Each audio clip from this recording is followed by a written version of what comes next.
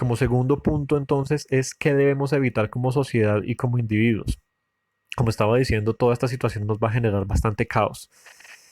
Y tenemos que evitar que caigamos en la xenofobia, en juzgar a las personas debido al origen que tienen. Entonces vienen de España o de Italia y enseguida los juzgamos y los señalamos por ser portadores del virus o algo por el estilo.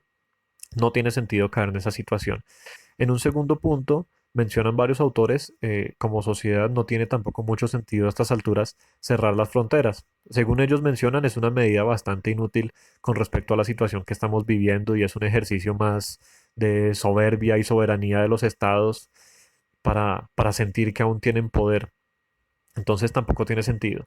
Por otro lado, la xenofobia que a veces uno encuentra en redes sociales con respecto a la población migrante, población que viene de otra nacionalidad y que de alguna manera solicita ayudas al gobierno y la gente se enoja muchísimo y van y les gritan que vayan a exigir sus derechos en su país y demás. Recordemos que hay una cuestión que se llama derechos humanos. Y como derechos humanos implica que todos tenemos derechos independientemente de nuestra nacionalidad, de nuestra raza, de nuestra religión, de nuestro género, etcétera, etcétera, etcétera. Recordemos también que tenemos muchos de nuestros connacionales en otros países. Tampoco quisiéramos que en esos países a ellos se les rechazara y se les persiguiera. Entonces no caigamos en la xenofobia y ese tipo de situaciones. La idea es que todos tengamos derecho a una vida digna y a un acceso a la salud universal. Si no lo tenemos, no es culpa de la población migrante, muchas veces es culpa de nuestros gobiernos que son corruptos. Conocemos acerca de la corrupción y sabemos que de no existir esa corrupción posiblemente alcanzaría para todos, alcanzarían los mercados, alcanzaría la salud, alcanzaría absolutamente todo para todos. Sin embargo, la corrupción se roba una cantidad de dinero y es a ellos a quienes deberíamos perseguir, es a ellos a quienes deberíamos atacar ideológicamente, a quienes deberíamos cuestionar, a quienes deberíamos hacerles oposición y deberíamos estar pendientes de las medidas de gobierno, no la población migrante. Entonces, no tiene mucho sentido en en esa medida. Eh, Ojalá que esa rabia que muchos sienten en contra de los migrantes de verdad la trasladaran a los gobernantes. Ojalá aprendamos a exigir nuestros derechos sin que por ello seamos tachados de terroristas o algo por el estilo.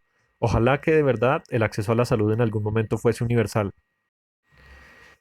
Tampoco tiene mucho sentido que juzguemos a las personas que por necesidad resultan aglutinados.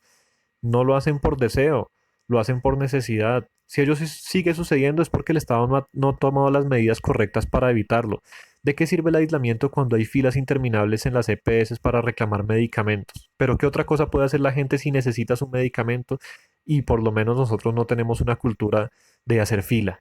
Aquí tenemos la cultura del vivo que se cola. Entonces, en esa situación es muy difícil hacer una fila respetando los márgenes de un metro o un metro y medio de distancia cuando no falta el vivo que se le cola a uno. Entonces la gente termina haciendo filas y aglutinándose y las instituciones no tienen ningún tipo de mecanismo para controlar esas aglutinaciones. Entonces tenemos los supermercados llenos de gente en la fila, los bancos llenos de gente, las EPS llenos de gente, el servicio de transporte público lleno de gente. Evidentemente así el virus no se va a contener de ninguna manera. Tampoco tenemos una cultura de uso de tapabocas, por ejemplo, comparado a como sucede en varios de los países asiáticos, donde sí hay una cultura del uso del tapabocas, pero pues sobre eso hablaré más adelante. No podemos dejar que que aparte de contagiarnos del virus del COVID-19, entonces nos contagiemos del virus de la xenofobia, del racismo y demás. En últimas, las estimaciones afirman que la gran mayoría de la población mundial nos vamos a infectar con el COVID-19, algunos con consecuencias más graves que otros, eso es evidente, pero no podemos pensar que nosotros o a nuestras familias no les tocará.